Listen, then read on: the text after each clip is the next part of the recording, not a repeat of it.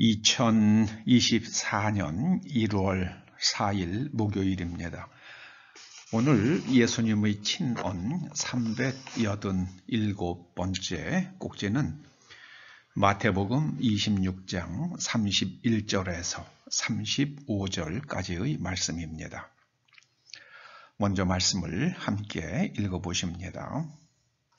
그때에 예수께서 제자들에게 이르시되 오늘 밤에 너희가 다 나를 버리리라. 기록된 바 내가 목자를 치리니 양의 떼가 흩어지리라 하였느니라. 그러나 내가 살아난 후에 너희보다 먼저 갈릴리로 가리라. 베드로가 대답하여 이르되 모두 주를 버릴지라도 나는 결코 버리지 않겠나이다. 예수께서 이르시되 내가 진실로 네게 이르노니 오늘 밤 달 울기 전에 네가 3번 나를 부인하리라. 베드로가 이르되 내가 주와 함께 죽을지언정 주를 부인하지 않겠나이다 하고 모든 제자도 그와 같이 말하니라. 아멘. 예수님께서 부활하신 후에 갈릴리로 가신 이유가 무엇일까? 예수님께서는 부활하신 후에 왜 갈릴리로 가신다고 하셨을까? 그 이유에 대해서 한번 상고해 보시겠습니다. 프로 기사들이요, 바둑의 고수들은 바둑이 끝나면 복귀를 둔다고 그러죠. 그런데 바둑에서 하수들은 복귀를 못합니다. 머리가 나쁘기 때문이 아닙니다. 이 프로 기사들, 고수들이 복귀가 가능한 것은 그들의 매 작전마다 바둑돌을 놓을 때마다 깊이 생각하고 또 다 이유가 있기 때문에 기억을 한다고 그럽니다. 여기 닿으면은 여기를 놨고 이게 다 기억이 난다는 거예요. 그런데 하수들은 별 의미가 없이 둡니다. 그냥 느낌 따라 그냥 턱턱 바둑을 놓다 보니까 그 많은 돌을 놓은 자리가 기억이 나지 않는 거라고 그럽니다. 여러분, 프로 기사들도 다 매 돌을 놓는 자리가 다 의미가 있는데 주님의 발걸음과 주님의 모든 말씀에는 다 깊은 의미가 있습니다. 우리가 어디에 가면 그건 별 의미가 없어요. 네. 내가 만약에 누군가 점심에 짜장면을 먹었다. 그건 별 의미가 없습니다. 그런데 주님께서 어느 집에 가셔서 식사를 하셨다. 거기에는 또 깊은 의미가 있는 겁니다. 주님의 말씀을 묵상하면 그 의미가 찾아집니다. 그런데 제가 그 의미를 헤아리기가 참 어려운 구절 중에 하나가 오늘 32절 말씀이에요. 내가 살아난 후에 너희보다 먼저 갈릴리로 가리라. 부활하신 다음에 먼저 갈릴리로 가리라. 이렇게 말씀해 주십니다. 그런데 이건 순환 전에 하신 말씀이에요. 그런데 주님께서 순환 당하시고 부활하신 후에 예수님의 무덤을 찾은 여인들에게도 같은 말씀을 하셨습니다. 마태복음 28장 10절에 나오는 말씀이죠. 가서 내 형제들에게 갈릴리로 가라 하라. 거기서 나를 보리라. 그래서 갈릴리가 예수님께서 잘하신 곳이고 사역을 시작하신 곳이기 때문에 그 추억 때문에 그러셨을까요? 아닐 겁니다. 아닐 겁니다. 우리는 추억 때문에 어떤 곳을 찾을 수가 있습니다만은 주님께서는 인류를 죄에서 구원하시려고 십자가에서 죽으시고 또 하나님의 아들 되심을 증거하시려고 부활하셨는데 뭐 추억 때문에 갈릴리를 가실 것 같지는 않거든요. 그러면 주님께서 거듭 갈릴리로 가라 이렇게 말씀하신 이유가 무엇이겠습니까? 우리는 그 이유를 추적을 할 때에 먼저 성경 안에서 찾아야 하는데요. 예수님께서 갈릴리로 또 가시겠다 하신 이유를 찾기가 쉽지 않습니다. 우리가 이제 할 수 있는 것은요, 예수님께서 갈릴리에서 하신 이 일을 찾아봄으로, 되새겨봄으로써 갈릴리로 가신 이유를 한번 짐작해 볼 수 있겠습니다. 예수님께서 갈릴리로 가라 하셨지만 갈릴리에서 무슨 일을 하셨는지는 요한복음 21장에 기록되어 있습니다. 제자들이 밤이 맞도록 고기를 잡지만 또 고기를 못 잡죠. 그런데 예수님께서 말씀하시죠. 오른쪽에 그물을 던져라. 그 주님의 말씀대로 했더니요. 153마리의 물고기가 잡혔다고 기록되잖아요. 그리고 베드로에게 당부를 하시죠. 내 양을 먹이라. 3번 말씀하시는데요. 그 3번 말씀하시고 또 베드로가 답변도 깊은 의미가 있습니다. 그런데 주님께서는 내 양을 먹이라고 부탁하십니다.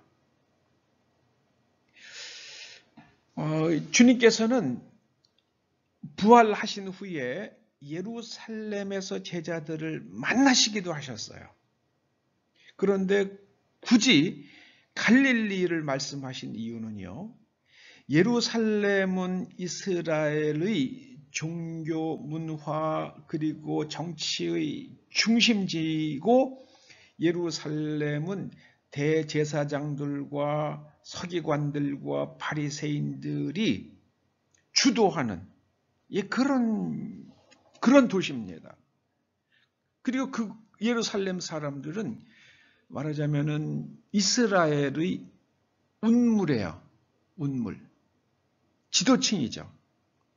그런데 그 사람들은 성경을 잘 알면서도 주님을 거부했습니다. 거부한 정도가 아니라 아예 십자가에서 예수님을 로마 사람들의 법을 이용해서 예수님을 십자가에 못 박아 죽였습니다. 그런데 예수님의 제자들은 대부분이 갈릴리 사람이죠. 가룟 유다만 아니었잖아요. 이 갈릴리 사람들은 복음을 받아들였습니다. 이 가룟이 뜻이 무슨 뜻인가? 이 헬라어로는 이스카리오세요. 우리말 성경에서 그냥 가룟 유다 이렇게 했지만은 헬라어로는 이스카리오세요. 한 학자가 이걸 이스카리옷이 무슨 말인가를 굉장히 연구했더라고요. 그런데 아람어에서는 성읍, 도시를 카리옷이라고 불렀다고 그럽니다. 그 구약 성경에도 보면은 기럇 여아림, 그게 카리옷이에요. 기럇 여아림, 기럇 아르바, 그게 전부 다 성읍, 도시란 뜻입니다. 그래서 이스카리옷은 성읍 출신, 도시 출신, 유다 그런 뜻입니다. 그런데 갈릴리 사람들은 시골 아주 변방이잖아요. 변방입니다. 예수님의 부름을 받은 나다나엘이 그러잖아요. 아유, 뭐 거기서 무슨 갈릴리 땅, 그것도 나사렛에서 무슨 선한 것이 나올 수 있겠느냐. 그 사람들이 그 동네 사람들 무시하는 거예요. 그런데 갈릴리 사람들은 복음을 받아들였습니다. 예수님께서 그 갈릴리에서 제자들에게 당부하세요. 베드로에게 하신 말씀이지만 실은 또 제자들 다 들으라고 하신 말씀이겠죠. 내 양을 먹이라, 내 양을 먹이라, 내 양을 먹이라. 그 양으로 번역된 또 헬라어도 다 조금씩 달라요. 의미가 다 있습니다. 그러나 어쨌든지 간에 주님을 받아들이는 사람들에게 복음을 전하라는 말씀이죠. 여러분, 지역에 따라서 사람이 다릅니다. 사람이 달라요. 복음을 대하는 태도가 다릅니다. 갈릴리는 이게 유대 사회에서 보면은요, 변방이에요. 변방. 우리나라 신학자 가운데에 프린스턴 신학원에서, 미국의 프린스턴 신학교에서 교수직을, 교수가 되신 분이 있어요. 이상희 박사라는 분이죠. 그분이 그 변방의 사람들, 그래서 영어로는 marginalized people.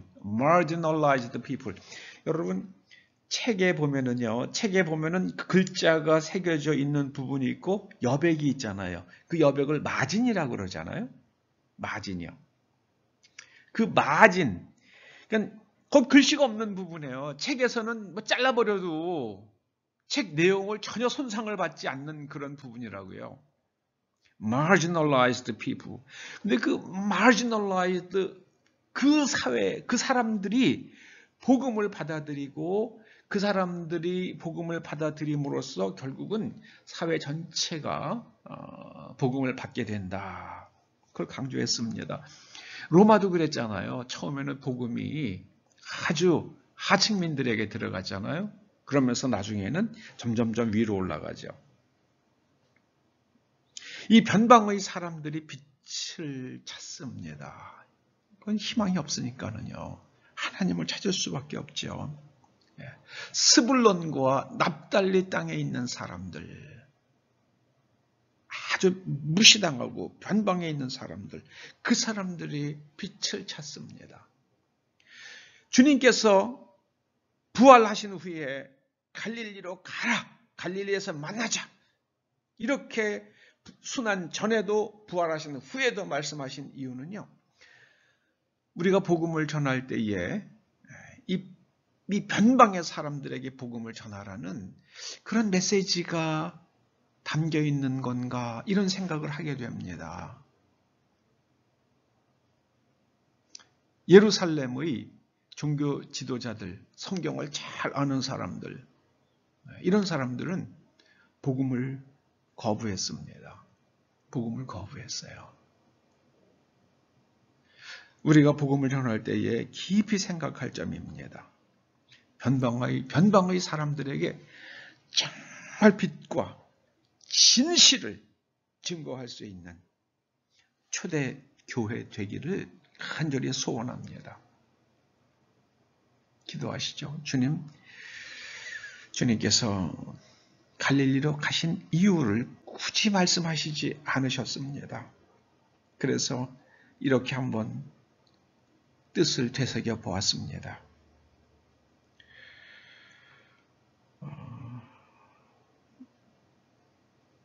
이제 이 종이 생각한 그 의미가 주님께서 갈릴리로 가신 이유에 적합하오면 초대교회가 이후로는 갈릴리의 복음을 전하는 사람들, 또 갈릴리의 복음을 전하는 교회가 되어서 빛을 찾는 사람들, 진실을 찾는 사람들에게 하나님의 생명수 같은 빛과 복음을 전하게 하여 주시옵소서.